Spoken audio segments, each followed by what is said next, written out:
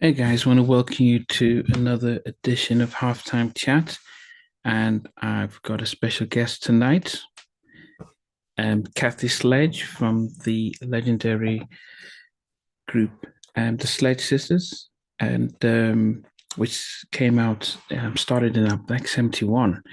So it's going to be great talking to Kathy, hearing about her career, how she started, and I think she's touring right now, even talking about Pastor Mike, where um, did she performed on Pastor Mike with Nile Rodgers, DJ Cassidy. So, and just a revival of the music that they have cherished for such a long time. So, be interesting talking to her. So, looking forward to talking to her and seeing what we get.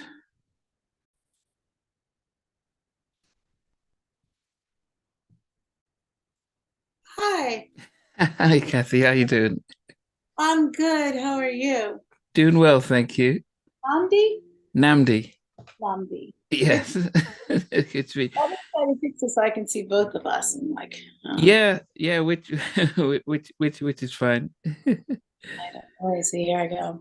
I'm kind of bad with this, so let's see. I hope I success. Ah, that's good. Okay. Okay. Well, I started using it after during the lockdown. I never knew about Zoom. Then during the lockdown, everyone was going on Zoom, and so I know it's like a new way of connecting. You definitely, you can't hear the soft music in the background at all, can you? Is that okay? I mean, do you hear yeah, anything? not really. I can't. No, no, not really. Okay. Okay. I've got a fire going and there's music in there, and I'm like, I don't want to Oh, disturb their groove. oh no, that is fine. I mean, I want to thank you. I mean, so I'm here in the United in England, I'm but gonna think of you. I'm gonna just tilt this okay. like that. Okay, there we go. Yeah, no, I said I'm here out in England. It's just about 10 at night here. But Wow. but we since the lockdown we've been doing this and we've got people from all over the world who have been tuning in just to celebrate our artists from 80s, 70s, 90s and just to be able to talk and just see, just understand how life was as an artist and really reconnect. I think a lot of us are disillusioned with the music that's being put out today. So we're very much geared towards the old music that really made an impact in our lives. Well, I'm very honored. Thank you. Yeah. Well, it's I know, as I said, international. I always like to start off to asking where you were sort of born and raised, so that people around the world can sort of put a sort of an identity to where you came from. Well, I'm originally from East Coast, Philadelphia. Okay. Born and raised in Philadelphia. I live outside. I live right between New York City and Philadelphia now, and I'm pretty much bi-coastal. I go back and forth to LA a lot, but for most of it, I'm in Pennsylvania and raised in Philadelphia. Yeah. So for most of us who are not sort of born and raised in America, I think Will Smith and the Fresh Prince kind of put Philadelphia on the map for us internationally. I'm sure. I Yes. mean that Philly has been popular for a long time, but for international audience, everyone thinks Philadelphia. Oh, Will Smith. Yeah. In fact, I'm from the same area, West Philly. Oh, West Philly. Oh, we could all say the Fresh Prince rap and stuff. Yeah, where the Fresh Prince is from. Yeah. Yeah. I mean, knowing that you're part of a legendary family of singers, um, being the youngest, what was your sort of musical inspiration growing up? I was a 60s and 70s child, all through the 70s, high school and um, middle school, and 60s, of course, I was 3 or 4 years old. But I think I could say my biggest influence was the Motown sound, which still Okay. to this day, artists from to me are so legendary. I always flatter when people call me a legend. I'm like, well, no, a legend's like Stevie Wonder, Tony Robinson, or Diana Ross. And those are the people that I grew up listening to and influenced my music. And of course, dance music, they call it disco and dance, but in the 70s. And then that's when I think our record became global. But we had other hits um, way before We're Family Project. They Yeah. had them globally. So I would say the influence is really all through the 60s and 70s, Motown and 70s, all kinds of artists. I'm a huge, huge fan of Stevie Wonder's. I think we're living in the day and age of a Mozart and a Beethoven and a Brahms and a Stevie Wonder. Stevie, is to me genius, and Yeah. I don't take that for granted. Yeah. I mean, you said growing up, and I guess it's interesting for us, growing up in those 60s and into the 70s. Um, we hear stories about the Jackson Five and how they sort of maybe like the Temptations and the Supremes were more an older generation sort of identified that, and then the Jackson Five kind of became the global sensation. For yourself, you said you were still more the Supremes and Stevie more so than the Jackson Five. Well, of course, the Jackson Five too. I just didn't mean to leave them out. They're a cornerstone of all of us growing up. I'm very much was very much the same age as Michael, and so I. And then when we toured, we did get a chance to tour with the brothers Are you eventually. serious? Yeah, we'll talk about that. But Okay, yeah. definitely got a chance to share the stage with Jacksons and Michael and his brothers, and it was a growing. I mean, I think we all are still growing in a growing stage of our lives, no matter what. When we Yeah, stop growing, when we stop. But yeah. at that period, it was definitely a growing period for me musically, and um, my artistry. I got a chance to. The huge blessing for me was to be able to protege with a lot of huge stars in that era, like the Spinners or work with the Jacksons or oh my gosh, everybody really in all different kinds and genres of music. And I got a chance to learn firsthand and experience what it was like to evolve as an artist. Yeah. I mean, I mean, I'm a massive Michael fan, and hearing his story about how being put in a spotlight at such a young age sort of took away childhood, and he couldn't have the normal life. For yourself, being the youngest of your sisters and having to be, sort of in a group, how much did that impact on your sort of childhood and what you probably might have enjoyed doing? A huge impact. I mean, there were lots of sacrifices. We couldn't have normalcy, like, after school activities.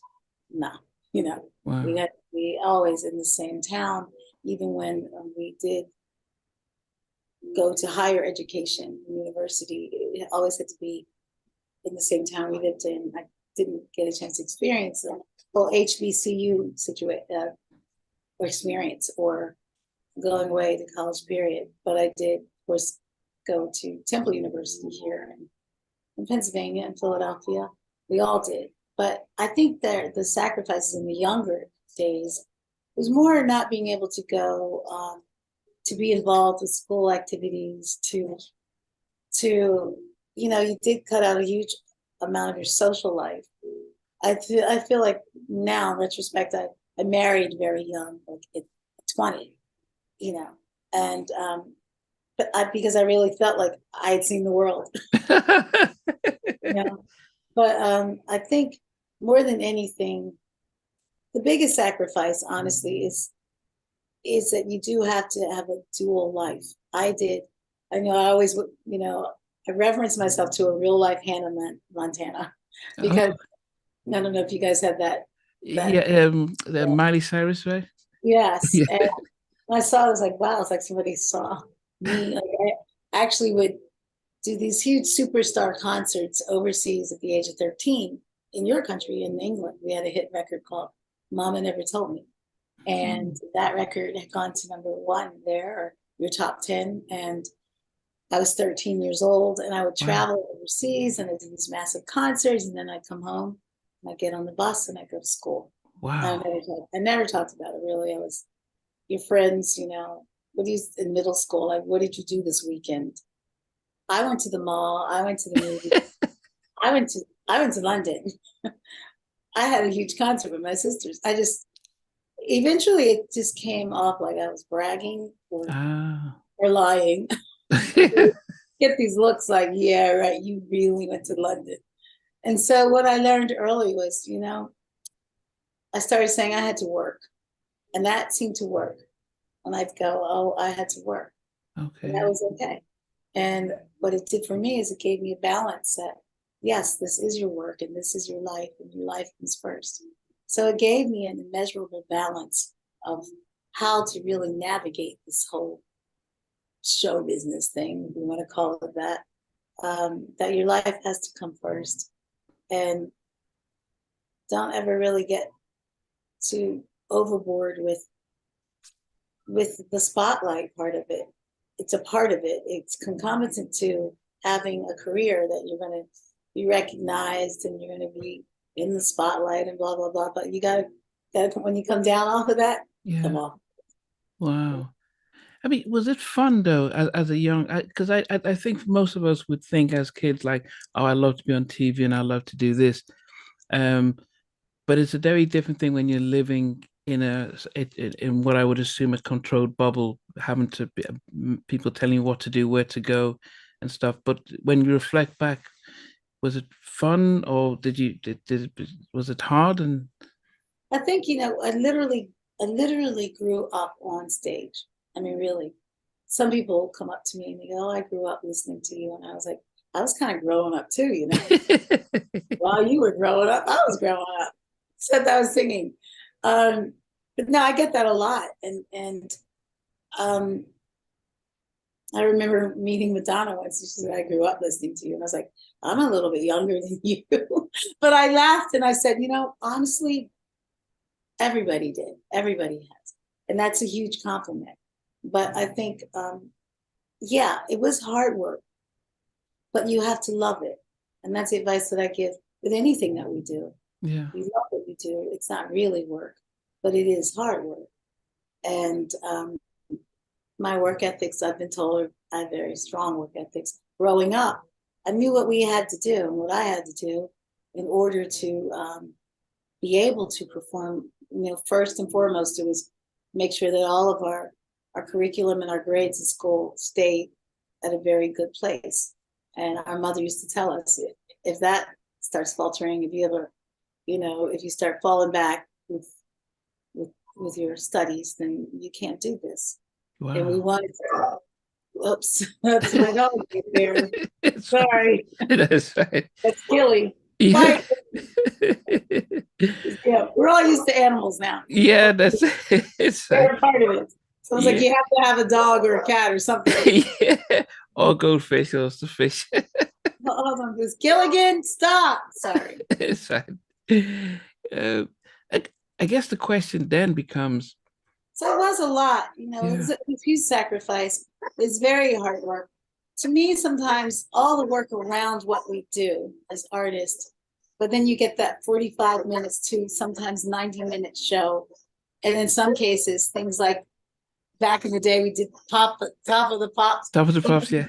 All of this preparation and sorry, Gilly, all this preparation and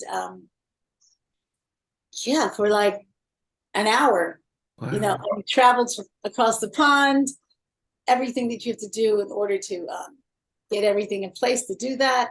And then you do this performance, you pack up and you go home. There's so much around the performance. So growing up and doing that, yeah, definitely. I think that there's a huge sacrifice and it is hard work, but you have to love it. But Period. did you love it? I did. I love it. I still love it. I love the creative part of it now. A lot of people don't know, but I do. Sorry, coming out of my shirt here. Okay. Not that kind of show. I I am at home. Yeah. Sorry about that, guys. No. Anyway, I'll just fiddle with it while we talk. But Yeah. I definitely love it, and I have been producing lately myself. Oh, I've been producing concerts for festivals. I just did a really great run in England, and I'm definitely pairing with a very strong agency now to do more concerts because I've been producing concerts. Sister Sledge and the band that my sisters formed, we brought so much to the industry. We were the first girl band to ever dance full on. And before us, I think when I said earlier, it was like the Supremes and 3 Degrees, which I love, and all that glamour, Patti LaBelle and LaBelle and the Bluebells, and but we were the first girl group to ever do full on choreography. Wow. Like, I mean, I can't even imagine myself in a gown. I don't think I have. Yeah, but yeah, like I remember when we would have dance classes for the song "He's the Greatest Dancer." There's a line in there that goes, "Oh, what? Wow, he's the greatest that I've ever seen." And my arm actually was our leg. Like our leg would have to go right past our ear, because we would get professional ballet, and that's who we were, though. That's what we wanted. That's how we wanted to perform. And later I realized after us, it's kind of, we opened the barrier for that. Then you had the Spice Girls and the TLCs, and everybody was dancing full on. And I feel like Sister Sledge brought that to the industry. One of the first bands to do that, girl bands. And because of that, now when I produce concerts for festivals, I actually use dancers, if you would think like Cher, like production, to show that this is, to me, an experience. An experience is what we brought. I wasn't gowns, but we were spandex. Yeah. Vibrant colors and full-on dance. And sometimes I'll use full screen footage of the original group to show the choreography. And the choreographer, I've had him, and that's R&D Creatives right there in your country, an amazing agency, dance agency, Royston. And I would talk to Royce and I go, let's definitely keep it relevant, make it more relevant. But let's definitely make it, significant and pattern it off of what we brought to the industry. Yeah. So with that said, I do a lot of productions now for concerts, for festivals. And I love it. I love every bit of it. So when you say production, does it mean that you're producing for other people to perform, or is it your show, or what is it? What got me to do my own show, because what I did notice is that there's a whole new audience that is embracing our music, and they weren't even born. So I remember talking to my production manager, and I was like, and my daughter's very creative with me too. We'll talk about that more with Kristen. Yeah. I said, these kids, they didn't even know, like, they don't really know who we were. They just know they love the music. So let me show them. Let me show and recreate what we brought to this industry. And it's very exciting. I'm a huge fan of Queen. Okay, yeah. Freddie Mercury. And I remember seeing a documentary, and they were like, no, we open with "We Will Rock You." I'm like, wow, they open their show with "We Will Rock You." That's incredible. So with that said, I'm going to open my production with "Lost in Music." That's massive. You don't expect for one of the strongest songs. Yeah, yeah, yeah. But I do it because I feel like, when the lights come up, you see the silhouettes of the four, because that's who we always were. Yeah. And the choreography, and then the screen of the original. It's very exciting. Wow. You can tell this is a passion. Yeah. But it makes it. I have done other productions, one about Billie Holiday, one with one concert series that I'm now talking to agencies called My Sisters and Me Concert Series, because I realize that we are family. I'm always being called to close concerts with that song, and being the voice and face of that song. Yeah. I'm like, if that's a song that culminates in the end of a concert, then why don't I invite other sisters in song? So I put my first one together with Niecy Williams and Karen White and Cece Peniston. But it's an amazing concert where we actually do costume changes, and there's, like, if Niecy is singing Black Butterfly or Silly, there's a huge, gorgeous portrait of her behind you, or if Karen White is singing Superwoman. I mean, and they're all so beautiful. So it's like, let me just be able to lift these artists up. Yeah. The way that we need to be lifted up. Yeah. Anyway. Yeah. I could go on and on. But I have other concerts. I still am, and other facets of the industry too. Getting into film now. and television or internet. Yeah. Wow. No, I mean it's good that you can expand that. I mean, yeah, I just Karen, I just spent an hour and a half with Karen a couple of weeks ago, and I love we her. love the energy and everything. So it's good to see the I mean, just going back a little bit about because when you've just spoken about being 13, 14 and singing and the industry, and I'm like, wow, at that age, I just wanted to. I mean, I would have loved to be on TV, but I would love to have just been playing and being able to do my thing. How much of a difference did it make having older sisters? Oh, within the group, did it take away pressure from you, or did it make it easier? Or Well, in the early days, it was always fun. I mean, it was, well, it's always work. We know that, but yeah, we had fun working. We were sisters. And in fact, the song We Are Family really was written about us. I mean, Nile Rodgers, the late Bernard Edwards, the then record company president, Jerry Greenberg, was describing us to them. You got to meet these girls, their family. They flock together like birds of a feather wow, whenever they come up to the label, blah, blah, blah, blah, blah. So Niall and Bernard start writing these notes, and those notes really are a portrait of the lyrics of Weird Family. So very, very special to me because it really was written about a description of who we were. yeah, So we were always that close knit, and we were sisters, and still are, but at that age, we had gone through so much, and not just in the music part of it, but through life at that young age. mm. I'm actually working on the memoirs now, talking Ah, to tell the story behind We Are Family. And of course, we had our and to this day, there's still some situations that we're sorting, but we've had our challenges. It's extremely challenging being this family under a magnifying glass. Everyone expects you to be like the Waltons, not the Waltons. But and I've had my own challenges. I'm sure, like a lot of people know now, it's surfacing. I was in the later years sued by my sisters for 20 years, and they said I couldn't say I was of Sister Sledge from, and that all derived from a solo project that I did.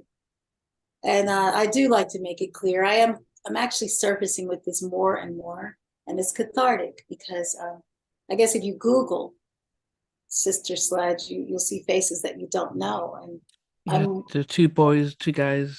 those are my sister's sons, and Okay. they are not Sister Sledge. My sister Debbie and her children, her family, um, actually Debbie actually is sitting on all the algorithms of what the band put together for years. And Kim and I, we lost Joan. Mm. And, I don't, the story is cathartic to tell because I don't like people walking away saying, oh, that's ridiculous. They need to get along. It's not that as much as I think it is a huge challenge being under the public, in the public, and under this magnifying glass. I find myself gravitating more and more to Harry's book Spare. I mean, I should say, I'm sorry, I should say, sorry, It's fine, Prince Harry. Yeah, yeah. Prince Harry, but no, Sussex. I should address him the right way. I gravitated towards him telling his story because when you are, and it really helped me in this catharsis of telling mine, when you are in the public eye and Mm. everyone expects you to be this role model kind of thing, it doesn't mean that you don't have very strong family dynamics that may not get along or that overlap or that, you go through these pains. And at the same time, you have to always smile through it for the camera. And I know with me, yeah, I did. I went through a lot. I wasn't allowed to perform here in my own hometown before the Pope. And it was something that I registered to make sure that we could perform for the Pope. But because my sisters had sued me and said I'm not allowed to say I'm of Sister Sledge, they saw to that I didn't. I actually watched it from a nearby pub. And when the song was inducted in the Hall of Fame with the songwriter, when the songwriter was inducted, I was invited by Nile to join. But because my sisters owned the name Sister Sledge, I wasn't allowed to perform the song when it was inducted with the songwriter. And those things were painful, you know, and a lot of people go, well, that's really rough because why? And honestly, I've dealt with the jealousies. And you know, people, I don't like it when I hear people say, oh, they need to stop fighting, because it's not, I'm not fighting. I think it's more like, it's like telling Tina Turner she needs to go back with Ike because they work well together. But once you know some of the behind stories, you really feel that it obviously was a huge catharsis for her. With me, I felt like I, for years, always protected a brand. What I realized I was protecting was the abuse, you know, and it's funny because even through the pandemic, you know, I was sitting in Zoom meetings with this one sister, Debbie, and what I'm trying to do is, now that I have the rights to the name, I'm making sure that whenever you find anything that has to do with us, sisters, the sisters, that you see the authentic sisters. I always feel like if a 13-year-old had to do a book report on Sister Sledge, you need to see who we really are. There are no new family members that are us. And Kim, my sister, she lives around the corner.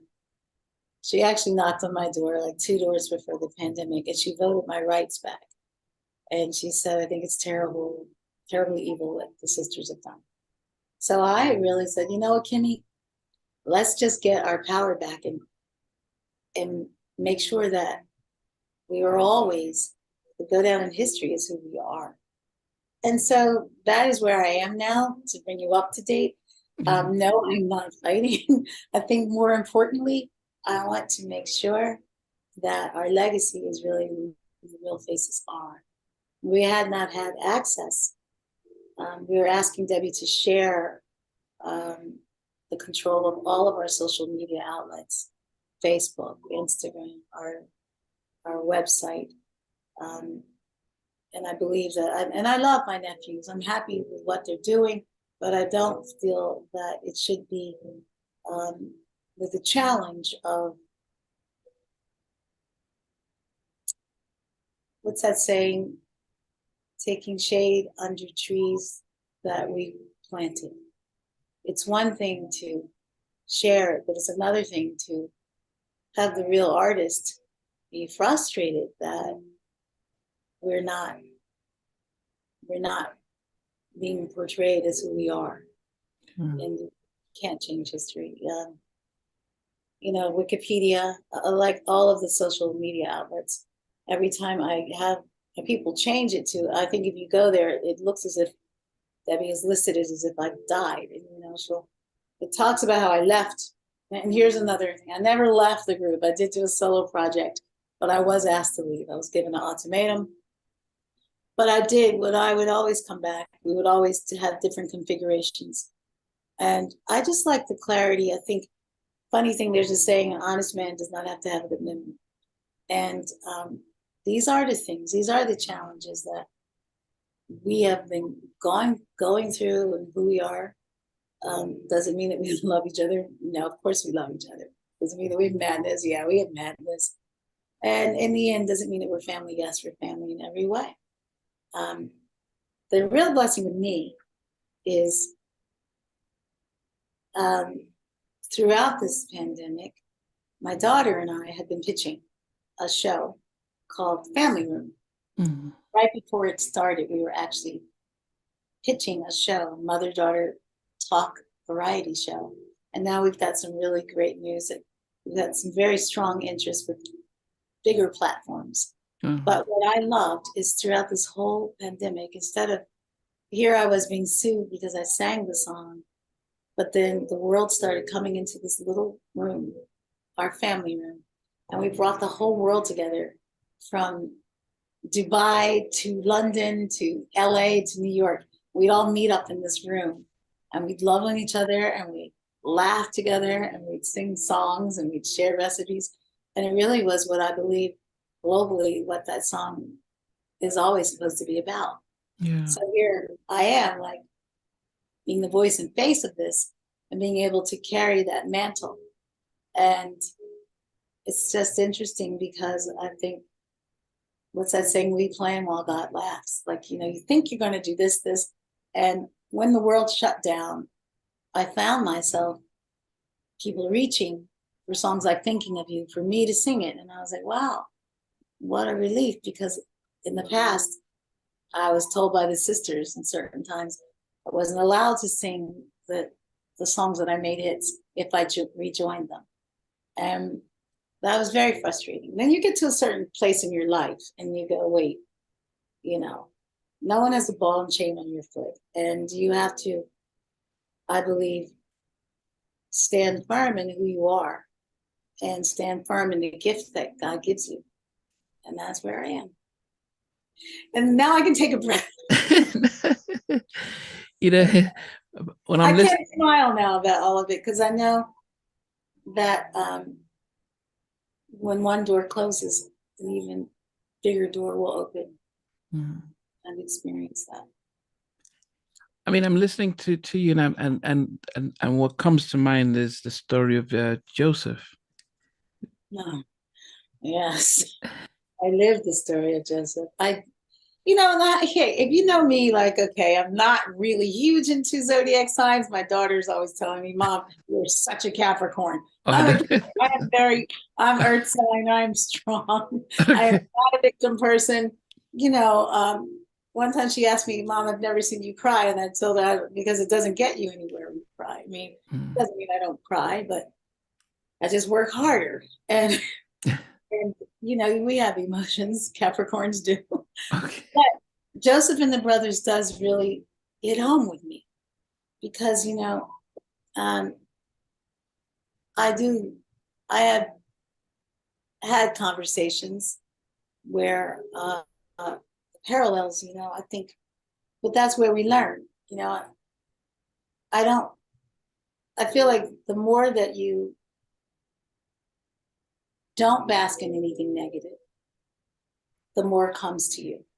And I remember my son, who's a Viking. Oh gosh, my son, by the way, is a personal trainer. A little plug here. Okay. He's a beast, and he has a company called Tough Glove Fitness, like Tough Love Fitness. Wow. And Philip, if it weren't for my son, especially when I was being sued at the hardest time of my life,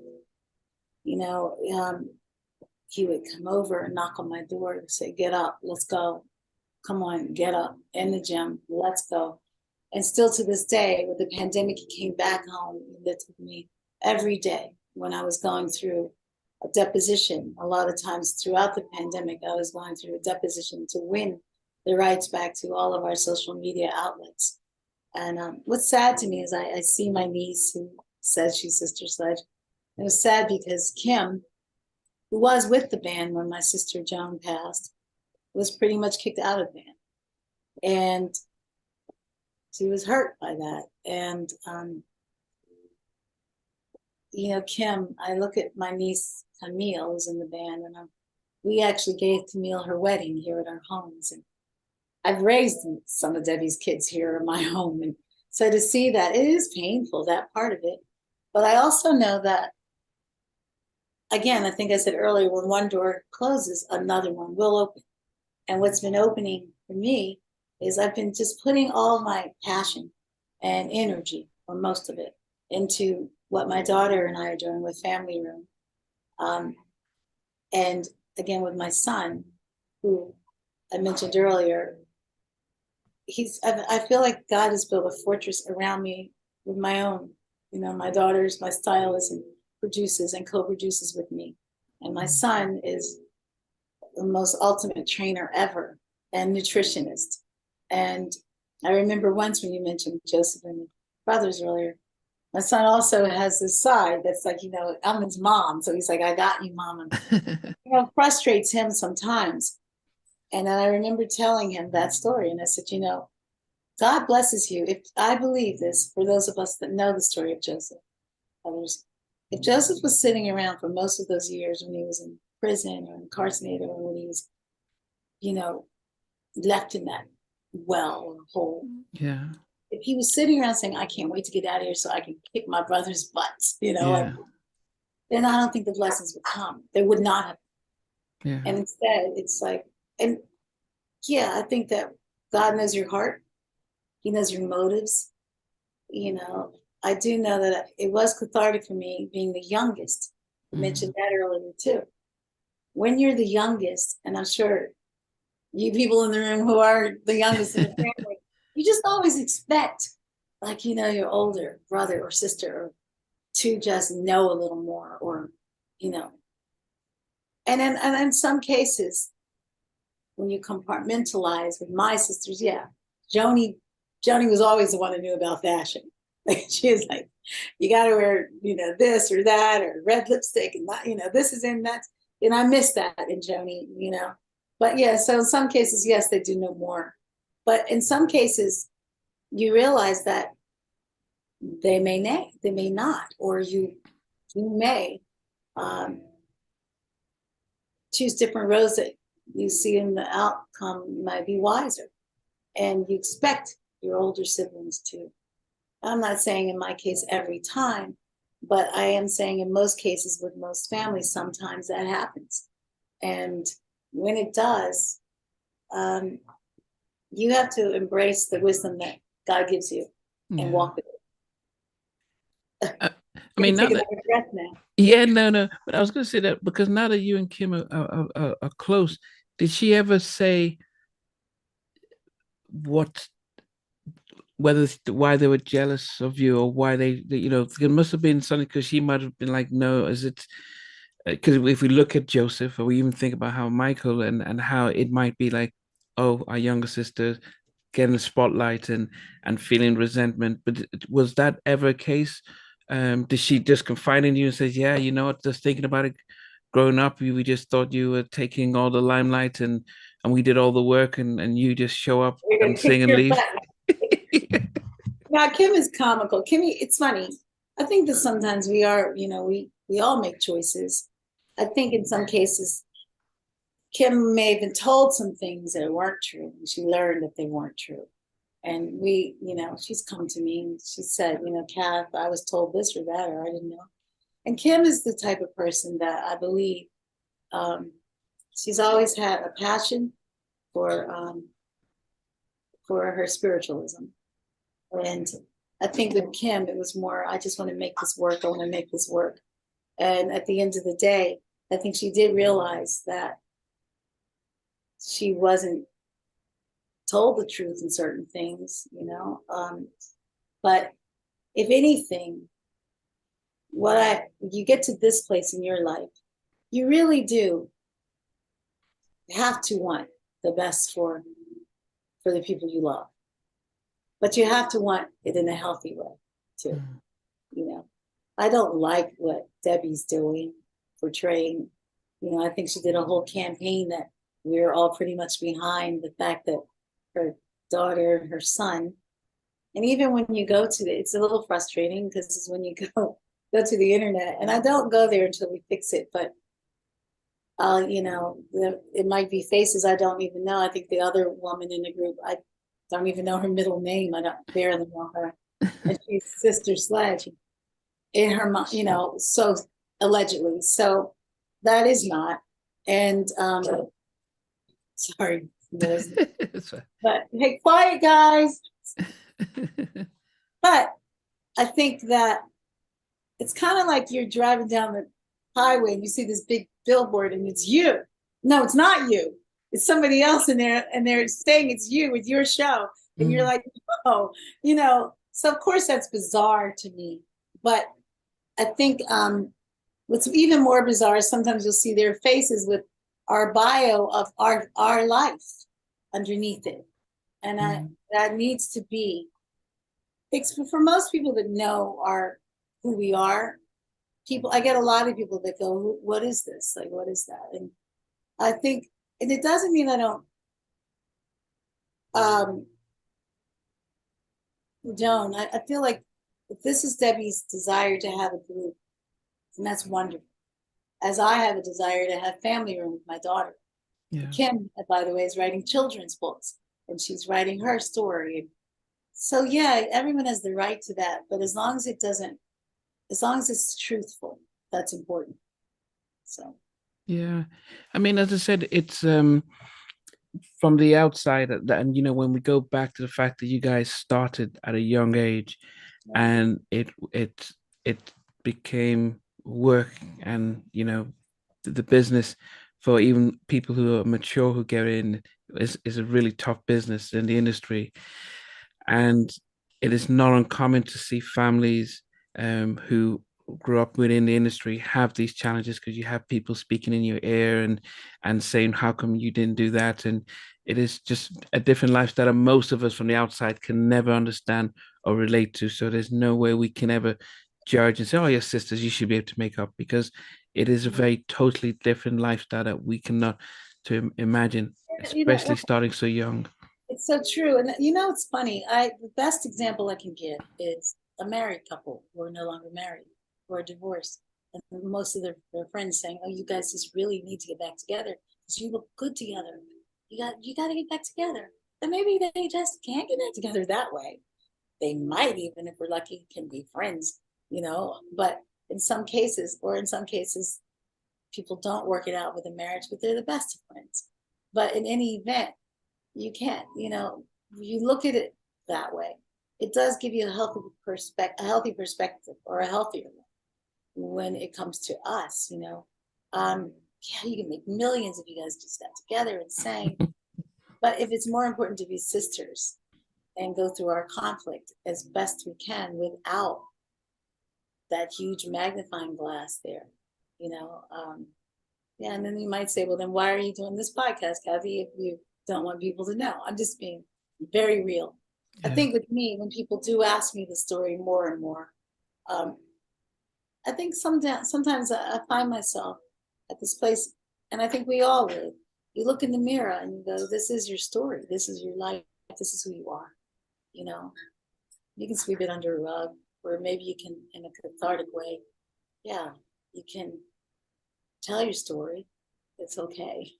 It doesn't mean that no one's going to not like you because you tell your story. But I've had to go through that, again, catharsis to get to this place. More and more, when people ask me to do interviews, I'm opening up about I think so. My day job, I'm a therapist, and Oh, that's what I'm feeling through the screen. I'm a real therapist. Thank you. Yeah. Are So you? Wow. yeah, I specialize with on teenagers and kids and families, mainly. But I think part of the reason I started this was during the lockdown, people were struggling for what to do, and I wanted to have the conversation to inspire people to say, look at our celebrities, they're going through stuff, and how they all this stories to people to say, yeah, I'm having troubles in my own family, and hearing your stories can be something to say, okay, it's not just my fault, maybe over time, and I can see the positive side of that. And it was interesting to hear about the lawsuit that came through during the lockdown, and having your son saying, come on, let's get out, let's just try and take your mind off of that. And I was wondering how else you were dealing with everything that you had to go through, with especially people close to you actually suing. That's it's not a it's very I mean, none of us, I've never been sued, I have no idea what that's like, especially by an older sister, an older family member, and how you deal with that. Because it's mentally I can't imagine. I actually have been dealing with it more and more. I've always protected, I think I said earlier, the brand. It's like, oh no, we're a family. No one can know this. And what I realized is I was really protecting an abusive situation. Um, and I always say there's this thing, I always feel like you always hear about the lead singers who leave the group, become whatever. But then I've always said, what about the ones that stay? Because the truth is, I've always liked being in a group. You mentioned earlier, people in your ear asking you to do projects. Yeah, I would get that all the time as a kid. I would get my record company president always asking, when are you going to do a solo project? And I go, you know what? I like being in a group. There's a loyalty there. So Mm. if anything hurt me the the most was, you know, the fear that my sisters had, that when I did get an offer to do a solo project, I was given an ultimatum.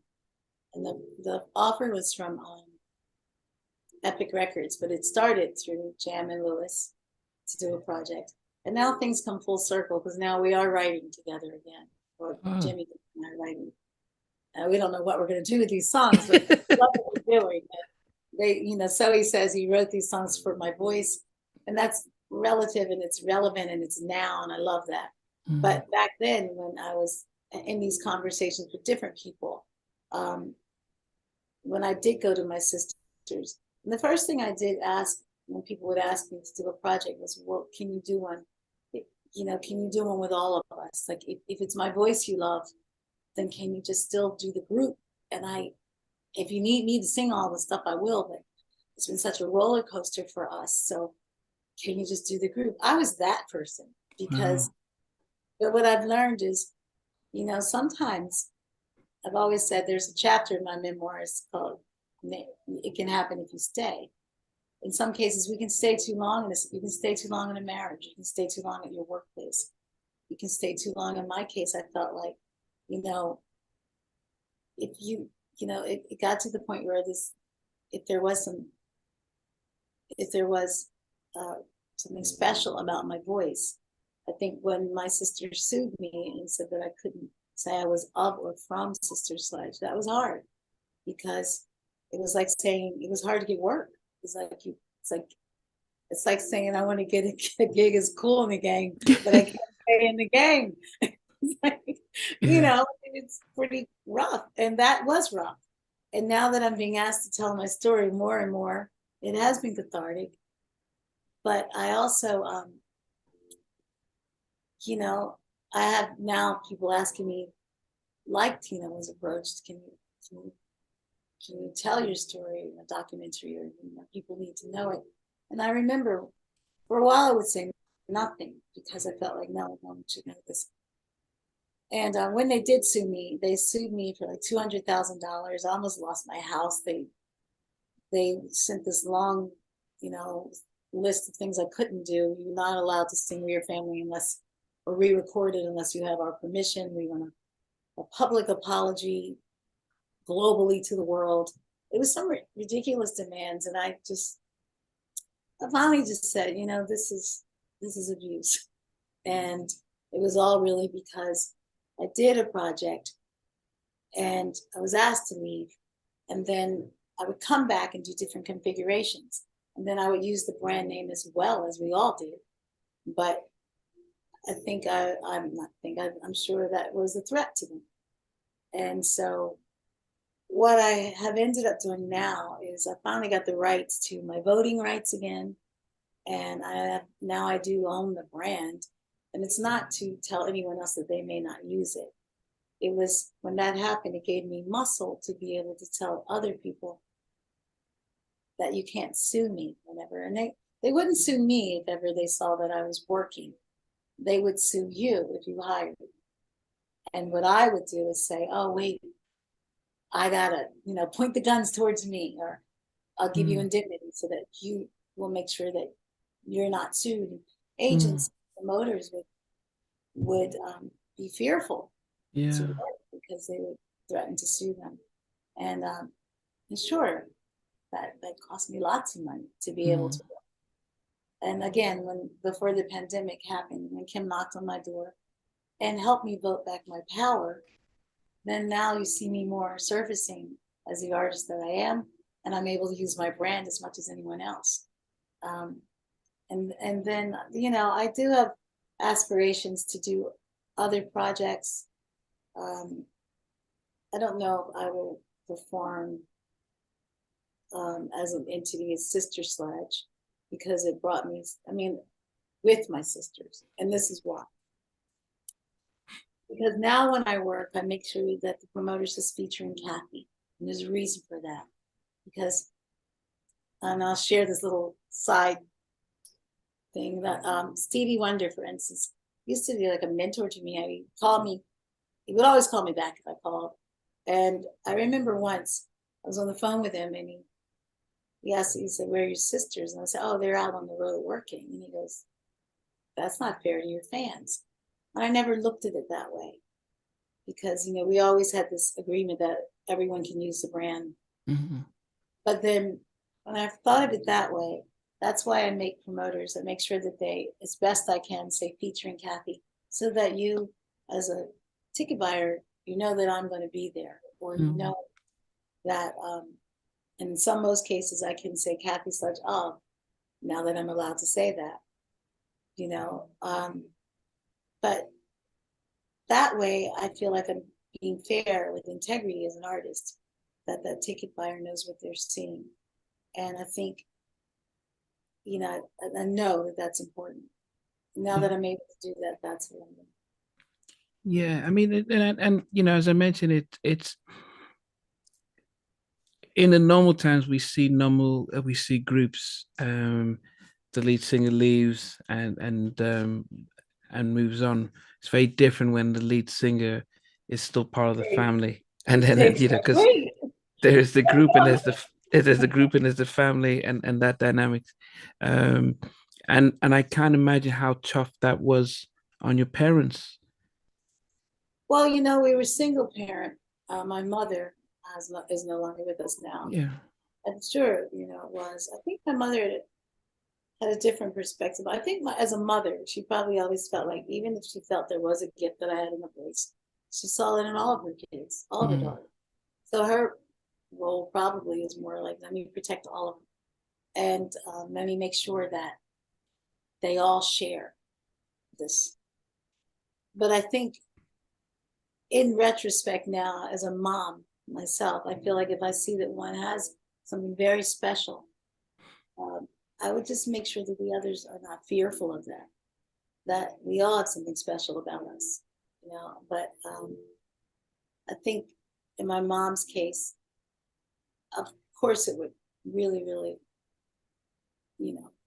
hurt her if she knew that I was sued. That was after she passed. But I think more importantly now, and where I am now in life, is I've been able to put all this energy into some amazing things that I'm doing now. And I feel like the road that we take and the road that we had walked, I have this coffee mug that says, don't look back, you're not going that way. And it's true. And I share that with all of us in this room. This is just my challenges, but we all have them. And it's what's ahead of us, what lies ahead of us is really what matters, and what we learn from it. Yeah. If you don't look back at all, just learn from it. Yeah. But that's where I am now. And some exciting things in doing, what I did do, especially when I was sued and I wasn't able to really work. I remember sitting in my living room, and I'm kind of like the Martha Stewart in our family. Like, I like to decorate, I like to organize. So I remember sitting in my living room once, and I shared this with everyone in the room. And I felt God speak to me, and the voice say, decorating a room. And I would really do this. Like, I have family members that would call me up and go, hey, I don't have a lot of money. Can you fix this room up? And I go, yeah. And I would really be good at it, And I remember sitting in my living room, and I remember saying, I felt God's voice say, if you can decorate a room, you can take an empty room and you have a vision and you can do this, then you can do this with your life. You can do this with a play. You can do this with a production. And so that was the first time that I did my first production, and it was the one about Billie Holiday.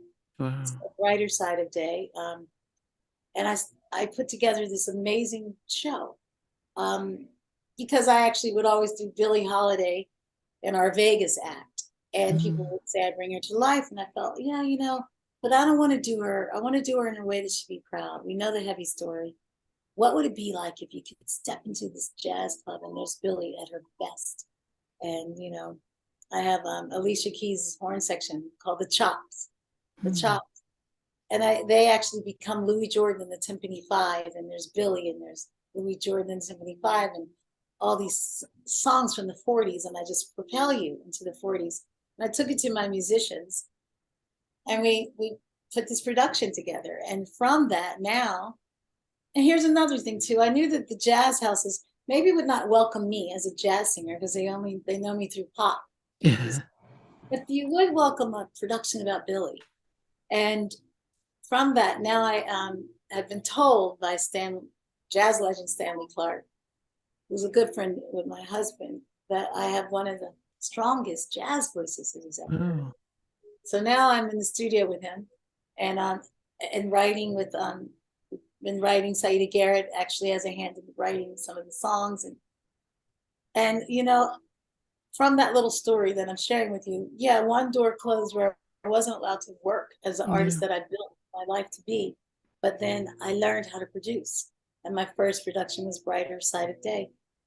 Little plug, but you can go to brightersideofday.com and you can see some of this Yeah. because I am going to be revisiting it. But from that, then I did My Sisters and Me concert series, where I just felt like inviting other artists, like a VH1 Divas, but Yeah. more involved with costume changes and scripted. And I would look at artists like Celine Dion, who I love, but I go, wow, artists like that, she can be. I want Karen White, or I want Niecy Williams to feel like she has her residency, in Vegas. Let's lift this artist up who has an amazing voice. Mm. Let's just show all these different dimensions of the artist that we are. And that's what My Sisters and Me concert series is. Wow. And then from that, I said, when I got the rights to use my own brand again, I said, well, why don't I do a concert for festivals that shows this whole new audience? The Sister Sledge is really all about, like, what we brought. And so that was just a quick little review of my creative life there. But I can laugh about it. I can smile about it. Yeah, was the suing hurtful? Yes. Mm. And knowing that you're a therapist really helps. No. Well, I'm glad yeah, because talking is key. I mean, we've all went, and that's the thing, especially for men, when we do have setbacks, we don't talk about it. We spew in it. We just, and it builds up, and then we're probably the worst when it comes to dealing with these things. And part of my job as a therapist is to sit back and listen. And when you talk, it's like, okay, it's a problem shared. It's no longer just myself, and it's no longer, because what happens is in our mind will start to take it to the nth degree. Will go all over the place, and Internalizing. yeah, and it needs to come out. Even if you're struggling with anything, once it comes out of your head and is out there, the brain says, "Okay, I can let it go." Um, and as I said, it can go from left to right, and you can start thinking, was it my fault? What did I do when I was a kid? I sang that lead? And it will just bring up all different things that you were beyond your control, and you start to blame yourself, and it was my fault. I did this, or no, they're wrong. And that's where, by talking about it and sharing it, it comes out, and you can let go, and in some cases let God. Yes, all cases, let go and let Yeah. God. It's funny, Yeah. but you're so right. And you end up internalizing this. Yeah. I remember when we did lose our mother, and again, this is all in my memoirs. We lost our mother. She was at a church play, and she had a massive aneurysm. Wow. And so I hear, she was in Phoenix, Arizona. She lived in Phoenix, Arizona. She went to this play by herself at the church, but she was trying to make her way to the bathroom. She collapsed. And when Joni called me, I could just hear, all I remember is I couldn't hold the phone in my hand. She was telling me certain things start jumping out at me, like her collapsing, and the ambulance. And I said, I got to get a ticket to Arizona and see, make sure my mom's okay. But I also felt like my mom's going home. And I remember at one point we just sang around her. She was in a coma state, and the doctor said that she could hear us. And we would just harmonize to soothe her. And we knew that our prayer was that either she'd be whole here or whole in heaven, because I knew that my mother would not want it any other way. And she had shared that with me. But the catharsis of just of healing her, being around her. Mm. You know, there's so many stories in my story that that pull on your heartstrings. That in every way we're family, you know, and yeah, now with what we're going through, or at least Kim and I, what we're going through now, and securing that the original sisters are always known for who we are, and there is no other Sister Sledge. Mm. I read articles sometimes with, you know, this group saying that they have a new Sister Sledge record. I'm like, you know, no, you know, and I feel this way too. We have things pending that eventually our websites will be honoring all the original sisters and the real ones. But just to share that, I mean, I know my stories they're my stories, and you know, people watching, we all have our stories. Yeah. And I learned that with that, when my mother did go home, as I like to say, I did everything that she wanted done, because she had told me months earlier, if anything happens to me. And all my aunts and uncles, sisters, everybody thought I was in shock. They thought, I don't think Kathy really realizes what's going on. Mm. I'm a lot like my mom. People would tell you that she was a Capricorn too. But I said to myself, what would my mom do if this were me? You know, she'd just take care of everything. And so I was taking care of everything the way I feel like my mother would have. But then when it was all over, I got this huge knot in my stomach. And I went to the doctor, and the doctor said, I'm going to give you a prescription. I was like, wait, before you do that, I want to go to this wellness center that I always go to, where you can actually just have the right foods that you eat and colonics and all of that to just, and I did go to this place before I wanted medicine. I went to a holistic place. And the colon therapist, I mean, we're all family here, but honestly, the colon therapist had said that our colon, this is why it hurts sometimes, is right next to our heart. So when we internalize, and what's leading me to share all this is when you said earlier, when we hold it in, that's how we get sick, stressed. And I had found out I was internalizing everything. I was well aware that my mom had gone home, but that is where I released, and I cried like a baby. I mean, it was a floodgate of tears because I was holding them in. Yeah. And it's so true when we do this. Again, like on a different scale, some of the things that I have gone through. And again, not a victim thing here, because I don't like the violent victim story. Even though the music got the background. Yeah, it's things that we go through. In my case, what I went through, I feel like it is helpful.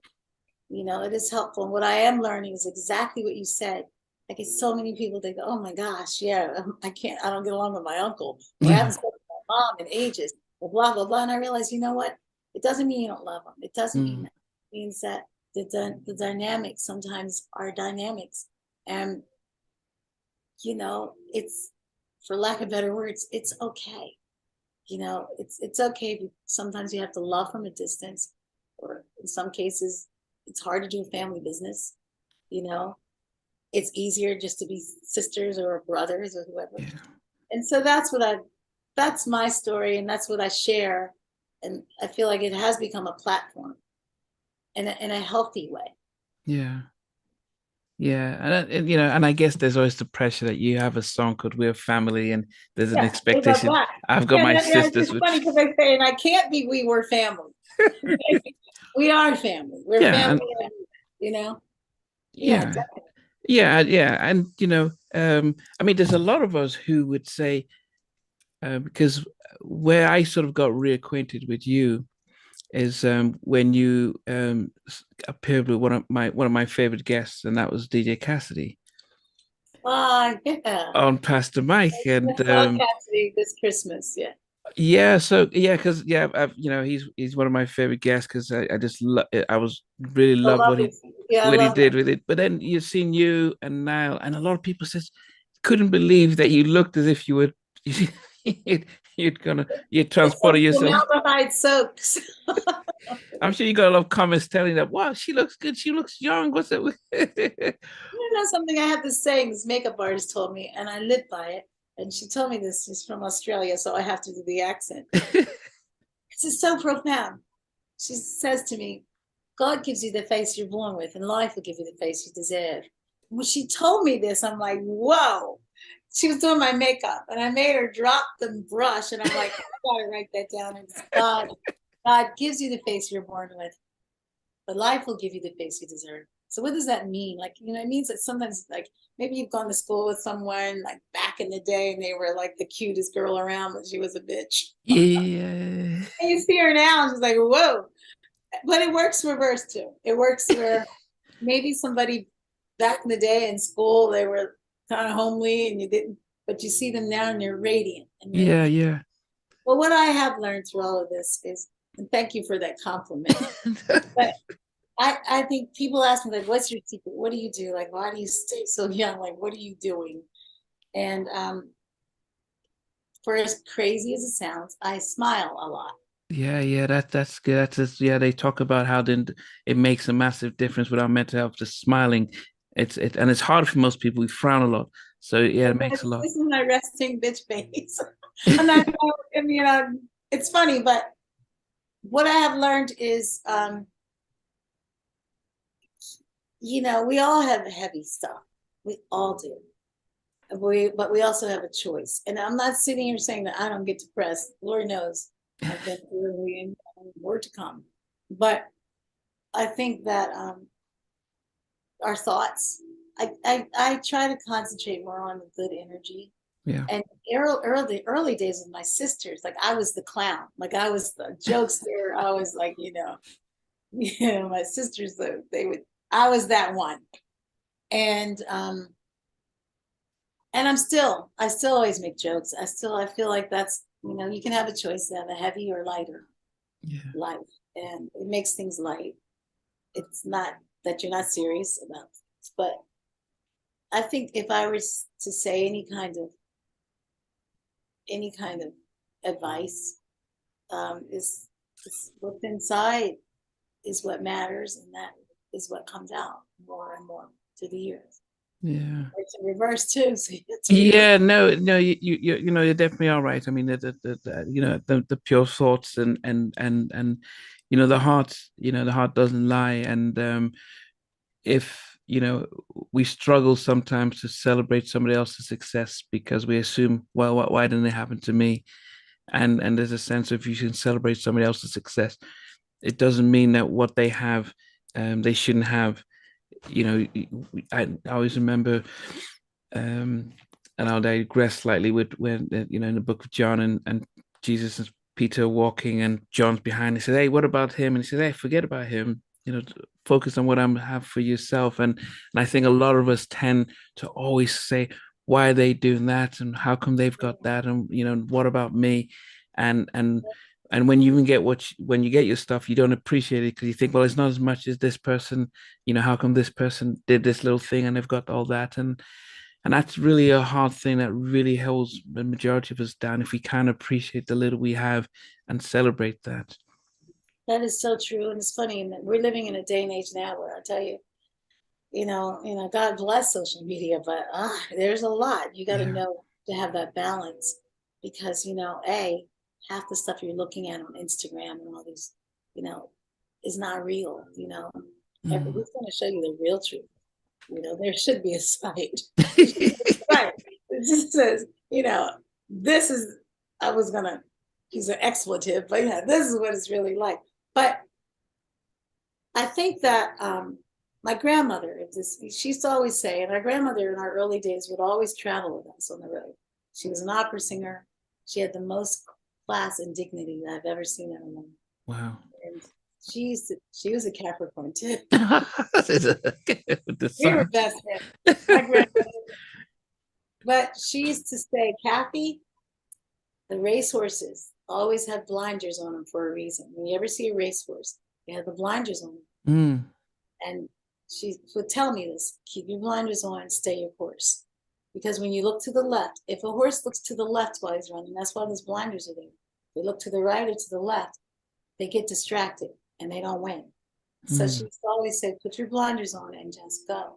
And what it's really taught me in life, especially in the day and age that we live in with Instagram. I mean, I think there was a pastor that said in one of his sermons, he just post and move, like post and don't scroll. Yeah. Post if you have to. This is the business you're in. Post and move. Like, because you can find yourself scrolling and looking and, oh my gosh, I wish I had those shoes. Yeah. They live in that house. Oh my gosh. And you can find yourself questioning, what am I doing right? What am I doing? Yeah. No, just not everything is what it appears to be ever. And you just get so much more done when you just concentrate on where you're supposed to go.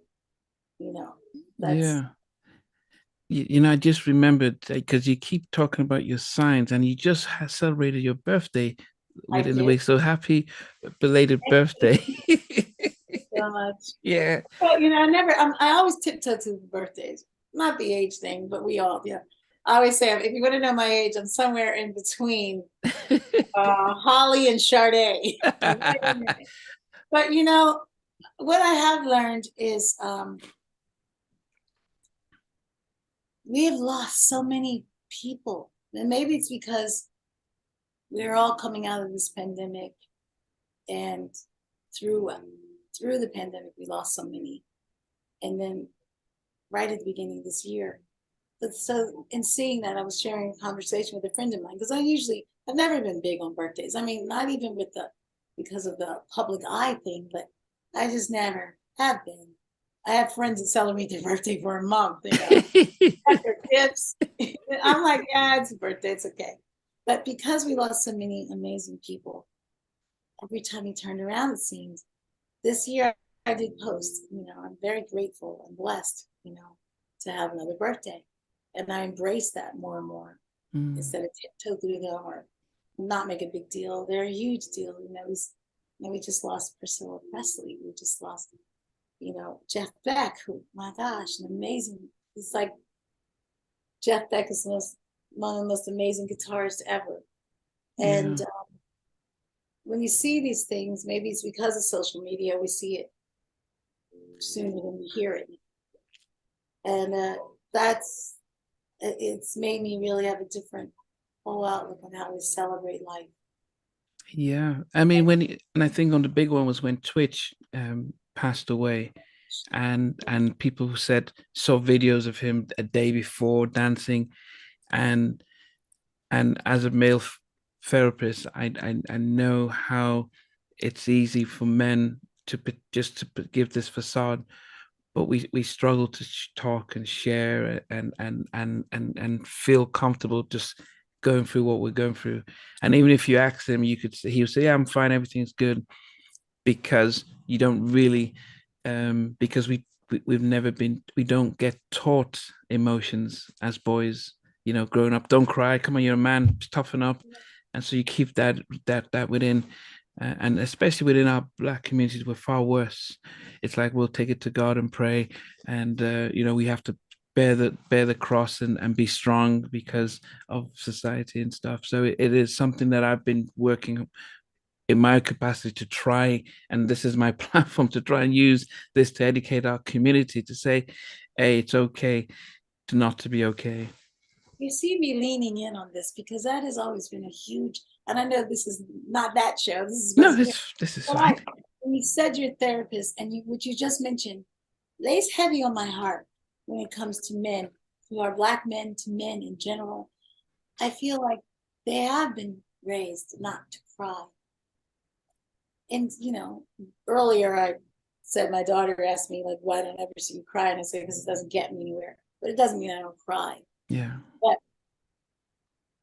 it's, to me, that is such, that is a huge frustration. It must be, to think that you're not supposed to. or to hold that in.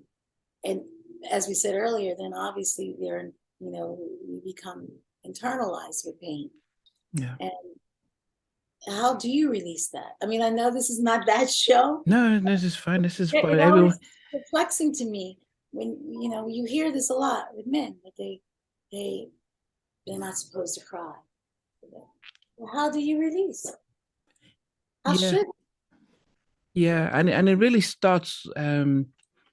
And what I try and do is to get parents to try and understand it, that if if you have your young child, it starts with them just learning emotions. I feel sad, I feel worried or scared, and let them start to help them to learn to name it. Yes. um but also it is a generational thing. So my parents are Nigerian.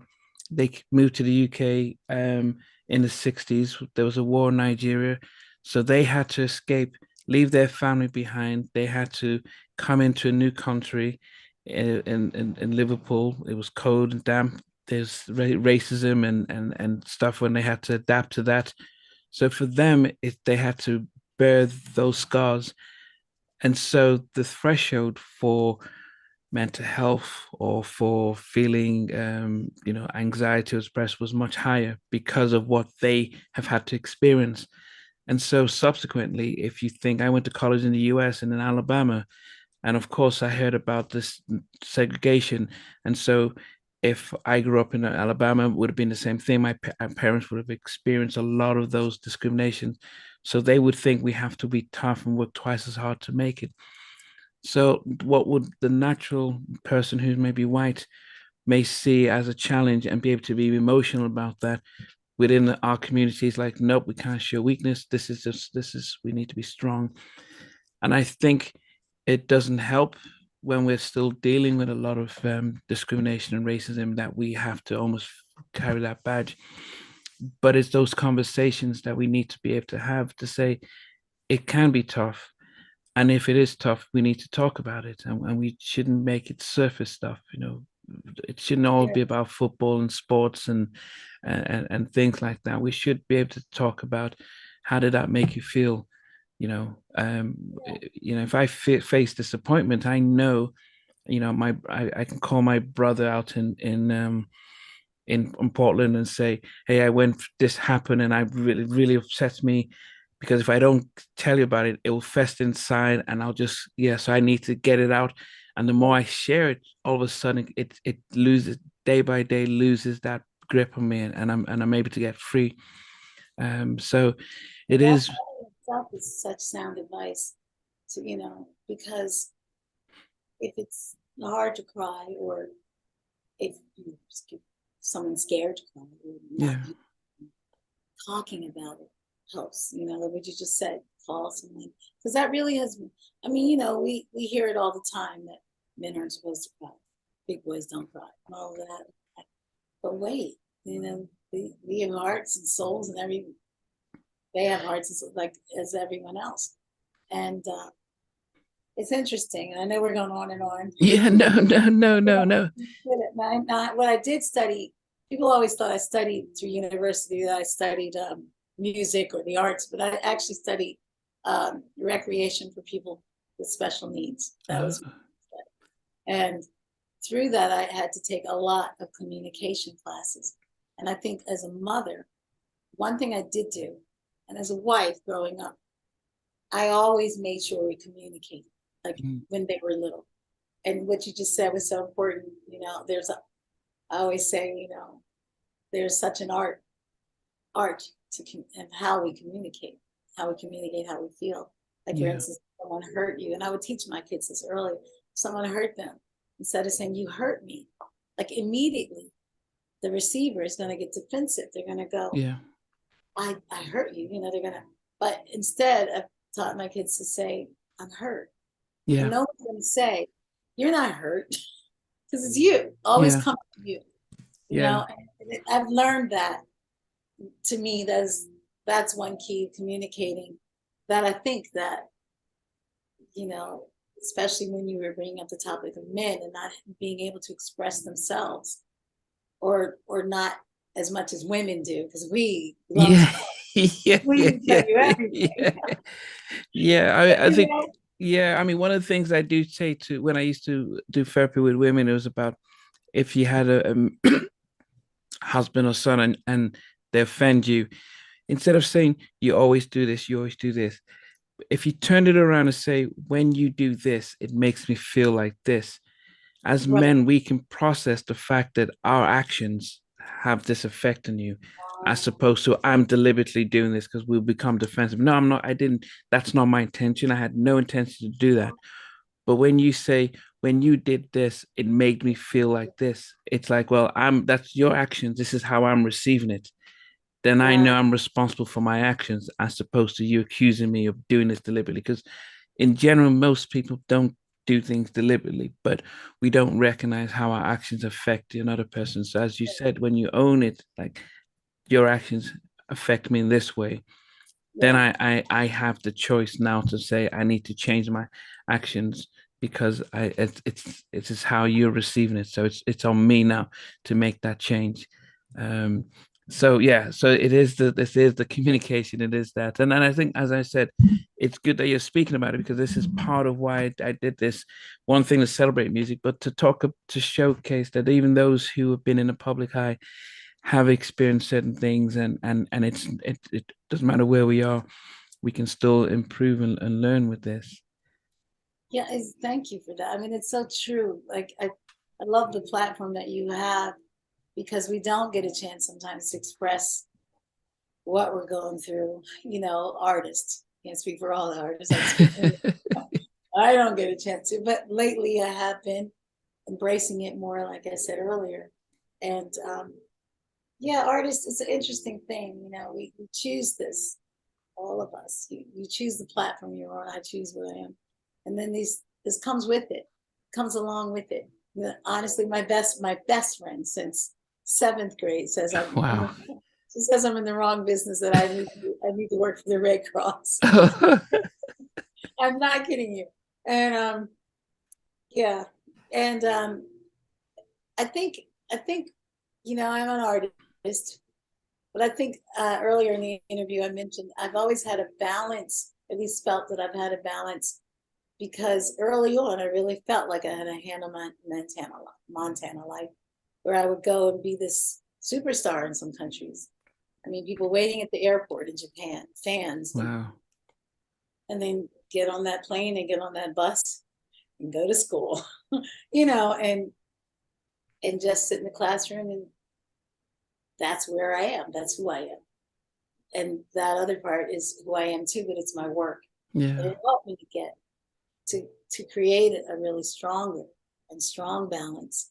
But I do see a lot of artists, and I remember reading something Julia Roberts, the actress, said once. She's like, if you believe all the great things that you read about yourself, then believe all the bad things. You know, I just don't read it at all. Like some things, you know, I've never, you know, I've never had. I think I've always been able to balance it in a way that is healthy for me. Mm. But I can't imagine being an artist like a Michael Jackson or a, you know, I remember reading an article or seeing a documentary of the Beatles. And they knew when they got to the place where they looked at each other and said, you know, we're prisoners of our own music. Like the girls were screaming so loud that at one concert, you know, they were singing, I love you, yeah, yeah, yeah. And then they looked at each other and the girls were screaming so loud that they just started mouthing it. And they were Wow. just messing around because, and then after the show, they just said, they're not even hearing us anymore. You know, they get to different countries and cities and they get ushered up to the penthouse, not allowed out, stay in your room, you know, why? Yeah. Yeah. And of course, with Michael, I remember Michael's memorial. I didn't go, I mean, I wasn't there physically, but I was watching it as we Mm. all, most of us were. And that's the first time I ever saw Stevie Wonder. He wept. Wow. And I said, you know, that's because I believe Michael had a huge heart, one of the nicest people you would have ever met. I said, I think that's because Stevie only saw his heart. And but his brother got up to speak, and he told a little story about how Marlon, he said once he was in a old vintage record shop, and he saw this really old man over there digging through some records, really old homeless guy looking through some records. And he walked over to the homeless guy and he whispered in the homeless guy's ear, "Hey, Mike." And Michael looked at him and said, "How'd you know it was me?" He said, "I recognize those shoes anywhere." The crowd cracked up. But then he went on to say, but that's what it was like to be Michael, that he would have to actually have physical, professional makeup artist come in to totally change his visage in order to just walk down the street and have some bit of normalcy. When you think about that, you think about the price that you pay. And I'm sitting here saying I couldn't go to soccer practice or I couldn't go, track meets, but there are people like that who reach that magnitude. And there's a huge price. But in your early days, was it like that then for you guys during We Are Family? And I'm thinking of you during the one of those songs where this peak. Was it like that for you? Yes, of course, more, but I'll be very honest with you. Depending on where and what territory the concerts I do now, you still get a huge amount of people that come up to you and tell you how much they love your music and blah, blah, blah. And I never take it for granted. I'm like, again, like, you can see I like to talk. That's right. I used to drive my sisters crazy because I was the one that liked to start conversations, recipes and stuff. Like, we gotta go, come on. But what I have realized is that, I've always looked at it as a compliment. You worry when someone doesn't ask for your autograph nowadays for your selfie.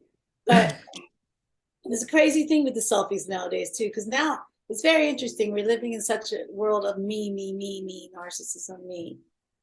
And we are. I do. Sometimes someone will ask to take a picture with their phone with me, but they don't want a picture of me. They want a picture of them with me. And they'll take a picture and they'll go, and they'll look at it, and then they'll go, "Oh, can we take another one?" And I'm like, "Can I see how I look at it? You obviously don't like how you look." But I can laugh at this. But I do say that, we choose this, don't we? When we're artists, it comes along with it. So yeah, I never can understand artists that go, "No autographs, please," or no. Yeah, you chose this, and that's the biggest compliment. And sure, in some cases, you might have a flight that you have to take, and you have to say, "Oh, I gotta go," But I always take the time because I think I really do sincerely think it's the biggest compliment when someone wants to give you accolades for your work that you do, or buy your music, appreciate your music. And I remember, I think it was Carly Simon. I remember reading something she said once. She's like, "Isn't that like why we kind of worked in clubs until 2 a.m? Somebody can hear our music." And now it's become this big thing and we have a problem with it. So I think a lot of artists need to check that, of why. Yeah. Yeah, but because you did talk about how it was for Michael and stuff, but then I look back and see, well, you guys, 4 young women, especially having this big song and all looking attractive. How much? Women in spandex. Yes, that's Dex as well. I mean, it must have been, and especially within the industry, who's protecting you guys and who was keeping you guys safe in That's a whole other show. And it's in my memoirs. Our mother was something else. Like, she actually was a gorgeous woman. She was a splitting image to Dorothy Dandridge, my mom. Wow. She was a shrewd businesswoman in a good way. I mean, here you got 5 daughters, and 5 because we have a 5th daughter, and my 5th sister. My closest sister. She's a retired educator, in Carol. And Dick Clark used to call Carol the closet sister because whenever Debbie was on maternity leave, Carol would step in. Debbie was on maternity leave like 6 times. So Carol was always there. And if you Google us, if you look at YouTube, you'll always see, there's Carol. You see lots of performances with the 3 of us or with Carol. And lost my train of thought there. Yeah, no, just protecting 4 young women within Protecting. this man's world. Yeah, but I think our biggest protection, honestly, not to sound cliche, is God was always before us and behind us, and we were very blessed in that case. And our grandmother, Okay. like our grandmother, come on, like our grandmother was, who's gonna mess with your grandmom sitting? Yeah, yeah, yeah, But yeah. and I know we did, like we had such a huge genre of diverse audience that we would actually maybe for 2 months open for Rick James for the whole Rick James. tour. And you want to know something? Not he was always the utmost gentleman. Like he Wow. loved my grandma. Ah, grandma was this.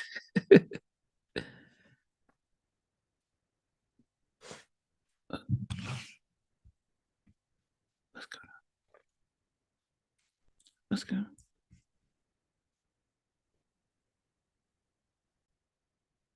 Uh,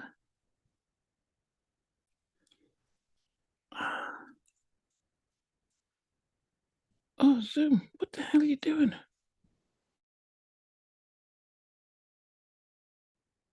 Hey guys, thanks for watching. Thanks for being part of the Halftime Chat community. Please remember to like, share, and subscribe. But most importantly, why don't you consider being a member?